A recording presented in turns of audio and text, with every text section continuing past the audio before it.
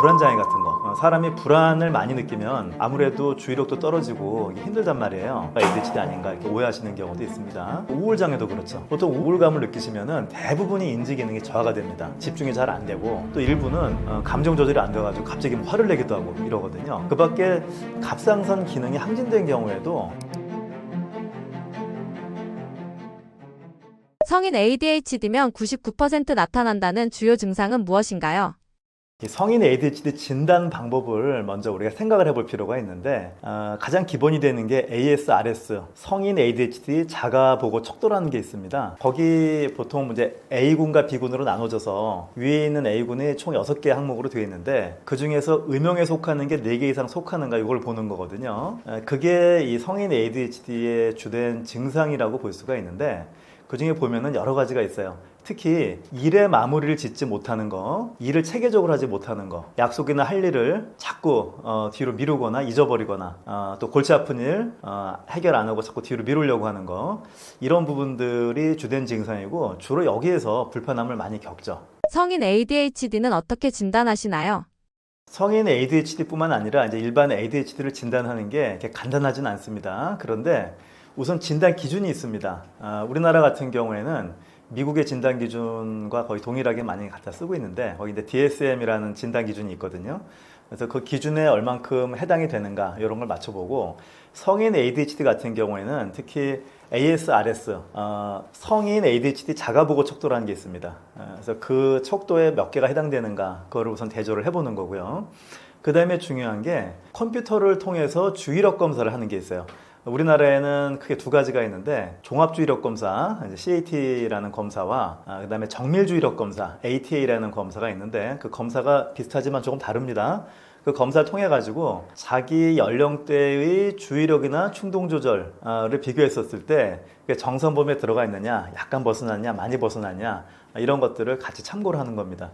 더 좋은 거는 뇌파 검사를 해가지고 실제 그 ADHD와 관련 있는 전두엽 기능이 좀 저하되어 있는가 이런 부분까지 살피면 더 좋죠. 그리고 본인이 일상생활에서 불편함을 느끼는 거, 특히 성인분들은 병원을 찾을 적에는 그만한 불편함이 있기 때문에 그렇거든요. 그래서 그런 부분들이 어떤 건가, 이게 ADHD에 부합되는가 이런 부분들을 또 상담을 하고요. 이게 종합적으로 이루어져서 ADHD냐 아니냐 이런 걸 판단을 해야 되는 겁니다. 성인 ADHD는 왜 생기는 건가요? 성인 ADHD뿐만 아니라 일반 ADHD도 마찬가지인데 이 ADHD에 대해서 이 오해가 많이 되는 부분이 있어요. 뭐냐면은 양육이 잘못돼서 그렇다라든가 심한 어떤 스트레스 때문에 그렇다 또는 뭐 어려서 미디어나 이런 데 노출돼서 그렇다든가 이런 부분이 오해인데 ADHD는 타고나는 겁니다. 예를 들어서 달리기가 빠른 애도 있고 느린 애도 있죠. 달리기가 느린 애들은 뭐 운동을 안 해서 집에서 뛸 기회를 안 줘서 그런 게 아니라 그냥 느린 거죠. 빠른 애들은 운동을 별로 안 해도 빠른 애들은 빠르단 말이에요. 이런 것처럼 주의력도 똑같지가 않죠. 주의력이나 충동 조절 능력이 사람에 따라서 개인차가 많이 있는데 그런 부분이 특별히 좀 저하가 돼서 일상생활, 특히 우리는 집단 교육으로서 학교를 다니니까 학교에서의 공부라든가 교우 관계 이런 데서 불편함을 많이 겪으면은 이제 그럴 때 ADHD 진단을 내릴 수가 있는 건데 그 ADHD가 보통 잘 해결이 안 되고 가면은 일부는 성인으로 넘어갑니다. 그걸 성인 ADHD라고 하는 거죠. 그래서 어떤 원인 때문에 없던 ADHD가 생기는 게 아니고 그냥 ADHD는 타고나는 것이다. 그렇게 생각하시면 됩니다. ADHD가 아니라 다른 증상인데 ADHD로 착각하기도 하나요? 네, 그런 경우가 종종 있습니다. 예를 들어서 뭐 극심한 스트레스를 받거나 굉장히 피곤한 경우에 평소만큼 집중이 안 되고 업무 효율이 떨어지거나 실수가 반복될 수도 있잖아요. 그럴 적에 내가 이게 ADHD가 아닌가 이렇게 생각하시는 경우들이 종종 있더라고요. 예전에는 성인 ADHD라는 것 자체가 생소했기 때문에 그런 생각을 안 하셨는데 요즘에 이제 많이 알려지다 보니까 나도 성인 ADHD 아니야? 이렇게 의심하시는 것 같아요. 그런 부분들도 있고 그 외에도 뭐 여러 가지 좀 혼동을 쓰는 부분들이 있는데 예를 들면 불안장애 같은 거, 사람이 불안을 많이 느끼면 아무래도 주의력도 떨어지고 이게 힘들단 말이에요. 그런 경우에 이거 내가 ADHD 아닌가 이렇게 오해하시는 경우도 있습니다. 그 다음에 또 우울장애도 그렇죠. 사람이 살면서 극심한 우울감을 겪기도 하고 일부는 이렇게 우울장애로 고생을 하시기도 하는데 보통 우울증 또는 우울감을 느끼시면은 대부분이 인지 기능이 저하가 됩니다. 집중이 잘 안 되고 이게 업무 효율도 떨어지고 실수도 하고 또 일부는 감정 조절이 안 돼가지고 갑자기 화를 내기도 하고 이러거든요. 그것만 이것만 놓고 보면 성인 ADHD랑 좀 비슷한 부분이 있는데 간별점은 성인 ADHD는 원래부터 그런 경향성이 있는 거고 우울장애는 이제 없던 것들이 생긴다. 원래는 안 그랬는데 갑자기 집중이 안 되거나 뭐 감정 조절이 안 된다든가 그리고 극심하게 우울감이 있다. 이제 이러면은 요거는 성인 ADHD가 아니라 우울장애구나 구분할 수가 있죠. 그 밖에 양극성 장애. 양극성 장애는 이제 조증과 우울증이 번갈아 나타나는 건데 이때 이 조증 상태가 굉장히 사람이 들뜨고 뭐 예를 들면은 뭐 하루 이틀 잠을 안 자도 피곤하지도 않고 충동적으로 뭐 구매하고 막 술 마시고 어디가 클럽 가서 놀고 막 이제 이러거든요. 그게 ADHD에서 충동 조절이 안 되는 거랑 좀 비슷한 측면이 있어요. 그래서 혼동하기도 하는데 ADHD는 그런 게 계속 지속된다면 조울증 같은 경우에는 그런 게 계속 가는 게 아니라 또 조증 상태가 며칠 지속되다가 또 쭉 내려가서 우울증 상태가 되기도 하고 이렇게 반복되는 양상들이 있죠. 그 밖에 수면 장애. 잠을 깊이 못 자면은 집중이 안 된단 말이에요. 그러니까 잠을 못 자서 집중이 안 되고 효율이 떨어지는 거를 성인 ADHD로 혼동하는 경우들도 종종 있습니다. 그 밖에 뭐 알코올이나 약물 같은 이런 중독인 경우에도 마찬가지로 인지 기능이 떨어지니까 오해할 수가 있겠죠. 그 밖에 뭐 흔하진 않지만 갑상선 기능이 항진된 경우에도 굉장히 좀 들뜨고 초조하고 이런 부분이 ADHD의 그런 충동이나 이런 과잉행동이랑 좀 혼동되는 경우들이 있고요. 그리고 학습장애. 학습장애는 원래 이제 읽기장애, 쓰기장애, 계산장애 이 세 가지인데 이 부분들이 잘 개선이 안 되면 이제 성인으로 넘어가거든요. 그러면 학습이나 이런 데 어려움을 겪죠. 무슨 시험 같은 거 준비할 적에도 집중이 안 되고 어렵단 말이에요. 이제 그러다 보니까 내가 사실은 학습장애가 있는 건데 그게 ADHD 때문이다라고 오해하시는 경우가 있습니다. 이거 학생들도 그런 경우가 종종 있습니다. 그 밖에 외상후 스트레스 장애. 이거 요즘에 많이 알려져 있는 거죠. 어떤 큰 일을 겪은 다음에 그 외상이 기억나가지고 아주 일상생활에 지장을 겪죠. 당연히 집중도 안 되고 여러 가지 감정 조절 어렵고 뭐 이런 게 이제 있을 수 있겠죠. 그걸 또 혼동하시는 경우가 있는데 외상후 스트레스 장애는 그 외상, 그 트라우마가 있는 이제 그 전에 어떤 사건이 명확하게 있고 ADHD는 그 전부터 그냥 경향성이 있는 거니까 이제 구분은 비교적 잘 됩니다. 그 밖에 이제 자폐 스펙트럼 장애 이런 경우는 뭐 구분이 어려운 건 아닌데. 자폐 스펙트럼 장애가 이제 심한 경우에는 뭐 금방 표가 나지만 좀 마일드하게 그런 가벼운 경우에는 역시 마찬가지로 어떤 부분에서 좀 어려움을 겪는 경우가 있거든요. 예를 들면 사회성 같은 경우 또 상대방과 어떤 그런 대인관계가 원활하지 않다거나 의사소통이 잘 안 되는 부분들이 있는데 그걸 ADHD로 오해하시는 경우도 있습니다. 일을 자꾸 미루거나 게으름을 피우는 걸 ADHD로 착각하기도 하는데 확실한 기준이 있을까요? 해야 될 일을 뒤로 미루고 자꾸 게으르고 하기 싫고 이제 이런 부분들이 있을 수 있죠. 누구나 그럴 수가 있는데 중요한 거는 그게 업무, 일상생활에 영향을 미치느냐 미치지 않느냐가 중요한 겁니다. 실제로 성인 ADHD 진단 기준에 보면은 할 일을 뒤로 미루고 끝마무리가 안 되고 이런 부분들이 되게 중요하게 강조가 되거든요. 그게 중요한 증상입니다. 결국은 누구나 게으름 피고 싶고 눕고 싶고 하기 싫고 이런 게 있는데 그래도 결국은 한단 말이죠. 그래서 크게 업무에 지장이 없으면 그걸 ADHD로 진단 내리긴 어려운데 실제로 그게 결국은 해야 될 거를 못하고 기한을 넘기고 이렇게 해서 문제가 있다. 그런 경우라면 ADHD를 의심해 볼 수 있는 겁니다. 한국인들이 갖고 있는 ADHD에 대한 오해 혹은 진실이 있나요?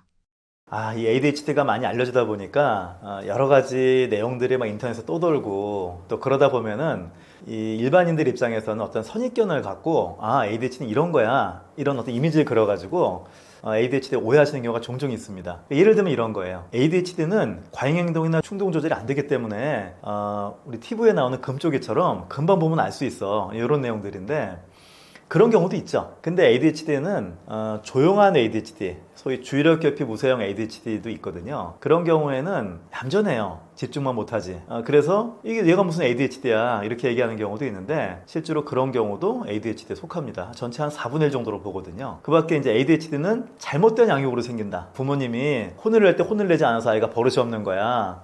그렇게 의자의자 해가지고 아이가 수업 시간에 돌아다니는 거야. 이런 식의 오해가 있는데 양육이 영향을 조금 줄 수는 있겠죠. 하지만 양육 때문에 생기는 건 아닙니다. 그 밖에 ADHD는 의지가 부족해서 그렇다. 특히 성인분들 같은 경우에 네가 자꾸 게으르고 이렇게 하고 해야 될 거 못하고 하는 건 네가 의지가 부족해서 그래. 의지를 갖고 열심히 해야지 이겨내야지 이렇게 얘기를 하는데 막상 그 입장이 되면은 정말 성인 ADHD는 이게 어려운 거예요. 그거는 뭘 보면 알 수 있냐면은 아까 말씀드린 컴퓨터 주의력 검사를 해보면 이거를 못 하시는구나 이분은 이렇게 그걸 보면 깜짝 놀랄 정도로 수행이 잘 안 되거든요. 그러니까 그런 인지를 가지고 이분은 살아가시는 거야. 그러니까 의지를 가지고 되는 부분이 아닌 거죠. 그 밖에 이제 ADHD는 크면 사라진다, 크면 좋아져, 어릴 때 다 그래, 이런 이야기들이 있죠. 특히 이제 아버님들이 우리 그 아들이 과잉행동이나 충동 보이는 걸 보고 나도 그랬어, 크면 나아져, 이렇게 말씀하신 경우가 있어요, 어른들이. 근데 그게 반은 맞고 반은 틀린 얘기입니다. 반이 맞다는 건 뭐냐면은 1학년, 2학년 때 착석이 안 되고 돌아다니고 이런 애들이 크면 착석도 되고 이제 그렇게 큰 문제 행동을 일으키진 않는단 말이에요. 그런 면에서 반은 맞지만 다른 측면에서 보면은 그 아이가 착석이 되고 이제 수업에 조금 뭐 집중하는 정도가 됐었을 때 그 또래들은 착석은 기본이고 훨씬 더 어려운 학습에 오랫동안 집중할 수 있는 상태가 돼 있기 때문에 여전히 차이가 벌어지는 겁니다. 그러니까 크면 나아져라고 하는 거는, 그거는 문제 행동들, 눈에 보이는 그런 것들은 좀 나아질지 모르지만 여전히 주의력이나 충동 조절이 부족하기 때문에 아이는 어려움을 겪을 수가 있죠. 그리고 ADHD는 남자애들한테만 있어 이런 생각하시는 경우도 있더라고요. 왜냐면 여자애들은 과잉행동, 충동이 우세가 되는 그런 ADHD가 좀 드물어요. 그리고 있다고 하더라도 남자애들처럼 뭐 수업 시간에 돌아다니고 친구 밀치고 싸우고 이런 게 좀 드물기 때문에 남자애들만 있는 거로 이렇게 오해할 수가 있는데, 이건 앞서 말씀드렸던 것처럼 ADHD는 과잉행동이나 충동이 있기 때문에 금방 알아챌 수가 있어, 이런 오해입니다. 굉장히 얌전하고 조용한 ADHD도 많이 있거든요. 예전에는 이 부분을 ADD라고 해가지고 따로 구분을 하다가 언젠가부터 이거를 ADHD의 하위용으로 넣어서 같이 다루고 있습니다. 그러니까 ADHD에는 이런 조용한 ADHD도 포함되어 있지만 일반인들 입장에서는 ADHD 하면 금쪽이 뛰어다니고 친구 밀치고 수업 시간에 방해하고 이런 선입관이 있기 때문에 좀 혼동하시는 경우가 있는 거죠. 그 밖에 ADHD는 휴대폰을 많이 보고 유튜브나 이런 미디어에 많이 노출됐기 때문에 되는 거야, 그렇게 돼가지고 뇌가 망가지는 거야, 이제 이런 식의 말씀하시는 경우도 있는데 우리 뇌가 그렇게 약하지가 않아요. 저도 어렸을 때 보면은 야, TV 많이 보면 바보 돼, TV는 바보 상자야 이런 얘기가 많이 있었는데 지금 그런 얘기 아무도 안 하죠. 예. 그러니까 그런 영상이나 이런 걸 많이 보면 안 되겠지만은 그런 거에 대해서 너무 좀 과대 평가되어 있는 그런 부분도 있습니다. 이런 부분들, 이런 여러 가지 부분들이 있기 때문에 ADHD냐 아니냐 하는 거를 일반인들이 구분하기 어려운 경우가 있거든요. 그래서 내가 또는 우리 자녀가 ADHD라고 의심이 되시면 그런 경우에는 반드시 전문기관을 찾아가서 정확한 진단을 받아보시기 바랍니다. ADHD의 잠재력을 더 극대화시킬 수 있는 방법에는 무엇이 있나요? ADHD가 여러 가지 불리한 점이 이제 있는 것도 사실인데 반면에 굉장히 장점도 있습니다. 예를 들면은 ADHD 있는 친구들 보면 굉장히 창의력이 있어요. 어떻게 이런 생각을 하지? 야, 대단하다, 이런 생각. 그리고 자기가 흥미를 가진 거에 또 집중을 잘합니다. 그리고 거기서 좋은 결과물을 내기도 합니다.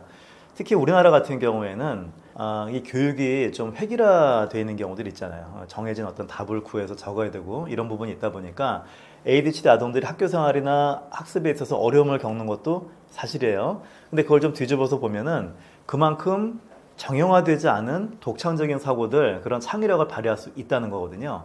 지금 세상을 보면은 뭐 AI, 뭐 앞으로 뭐 로봇도 많이 나올 거라고 하는데 이미 우리가 지식이라든가 어떤 기본적인 판단이나 이런 것들은 다 AI가 대체해 줄 수가 있는데, 그럼 정말 중요한 건 뭐냐? 그런 창의력, 남들이 생각하지 않은 것들, 이런 것들은 아직까지 인간의 영역이라고 생각을 합니다. 그래서 그런 부분들에 있어서는 ADHD 있는 사람들의 굉장히 그 중요한 부분이 아닐까 생각이 되고요. 그 밖에 어떤 몰입 능력, 일반적으로 ADHD는 집중을 못하는 걸로 알려져 있지만 본인이 흥미를 가진 부분엔 또 굉장히 집중을 잘하는 경우도 있습니다. 그러면서 또 좋은 성과가 나오기도 하고요. 그런 것 때문에 혹시 ADHD라고 하더라도 이 아이를 그냥 뭐 무조건 그런 부분을 없앤다 이런 것보다 단점은 좀 줄여주고 장점은 극대화하고 이제 이런 식으로 가는 게 가장 좋은 방향인 거죠. 그 밖에 이게 아주 오랫동안 지속은 못하더라도 순간적으로는 짧게 아주 폭발적으로 에너지를 낼 수가 있어요. 특히 업무하시는 분들 중에서도 야, 저분 ADHD인 것 같다 라고 하는데 아주 짧은 시간에 굉장한 성과를 내시는 경우가 있거든요. 아주 좋은 의미로. 그래서 그런 것들을 보면 이게 어떤 지루한 거를 오랫동안 하시는 분들도 있고, 오래는 못하시지만 짧은 시간에 굉장히 성과를 내시는 아주 창의력이 있게 그런 분들도 많이 봤는데, 그런 부분이 장점이라고 생각을 합니다. 그 밖에 어떤 위기 상황에서 또 빨리 대처하는 경우도 있어요. 일반적으로는 그런 대처 능력이 떨어지긴 하지만 어떤 예기치 않은 상황이 됐었을 때 그때 정형화된 방법으로 해결이 어려울 적에 기발한 방법으로 그걸 또 해결하시는 분들도 있거든요. 이 사업가들 중에서 그런 분들이 있어요. 굉장히 ADHD인 것 같은데 야 저기서 어떻게 저렇게 저거를 해결하나 이런 분들이 계시거든요. 그런 것도 장점이죠. 그리고 관계에 있어서 굉장히 솔직해요. 그러니까 이게 재지를 않고 보통 머릿속으로 우리가 뭐 이런 말하면 어떻게 생각할까라든가 뭐 여러 가지 이제 생각을 하면서 인간관계라는 게 그래서 뭐 다툼이 없고 이렇게 가는 경우도 있지만 또 한편으로 좀 거리감이 있는 것도 사실이거든요. 근데 ADHD 있는 사람 다 그런 건 아니지만 그중에 상당수는 그런 거 없이 그냥 직설적으로 말을 합니다. 그러니까 상대방이 당황할 수도 있겠지만은 이 관계를 이어가다 보면 이 사람 본심이 이런 게 아니구나 이제 그런 걸 알고 더 허물없이 친해지는 경우도 있어요. 그리고 의외로 친해지면은 편합니다. 이 사람이 말하는 게 이게 이 사람 다구나 뭘 재고 얘기하는 게 아니구나. 그래서 굉장히 편한 경우가 있어요. 저도 이 사람 ADHD 아닌가 싶은 사람들이 제 지인들 중에 있는데 만나면 편해요. 네, 그런 부분들에 있어서도 이제 관계의 솔직성의 장점이라고 볼 수 있죠. 장점이자 뭐 단점이겠지만 그 밖에 이제 뭐 어떤 유연한 사고 틀에 얽매이지 않으니까 그리고 여러 가지를 동시에 어떤 뭐 다중 사고라고 할 수 있겠는데 이거 있다 저거 있다 이러니까 그게 정신없고 결과물을 못 낼 수도 있는데 어떤 경우에는 여러 가지를 하면서 그게 각각에서 또 좋은 성과들 그러니까 통합되면서 성과들이 나오는 경우도 있거든요. 그래서 그런 장점들을 잘 살려나가면 ADHD라고 하더라도 더 행복하게 성과를 내면서 살 수 있지 않을까 생각합니다.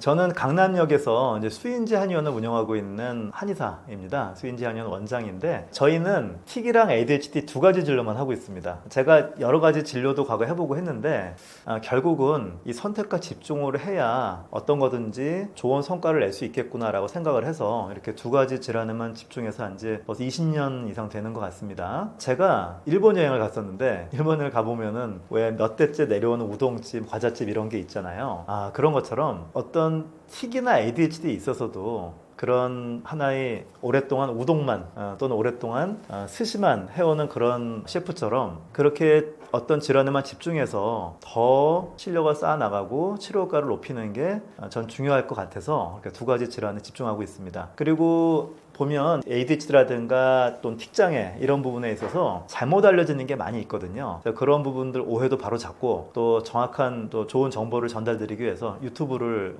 저도 이제 운영하고 있는데 하나는 틱장애 한의사, 하나는 ADHD 대표 채널이라는 채널입니다. 그래서 혹시 뭐 ADHD라든가 틱에 대해서 궁금하신 점이 있으시면 저희 채널에 오시면 많은 정보를 얻으실 수 있을 거라고 생각을 하고요. 그리고 저는 수인제 두뇌과학이라고 하는 두뇌 훈련센터를 운영하고 있습니다.